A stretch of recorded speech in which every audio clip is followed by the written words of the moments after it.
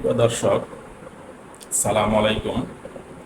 আমরা আজকে জানব সতর্কতামূলক সাইন হতে একটি সাইন।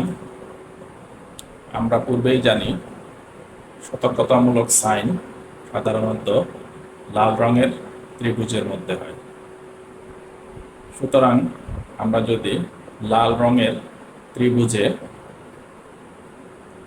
একটি গাড়ি আঁকাবাঁকা বা নিয়ন্ত্রণহীনভাবে যাচ্ছে এরকম দেখতে পাই, তাহলে আমরা বুঝতে পারব সেখানে পিচ্ছিল রাস্তা।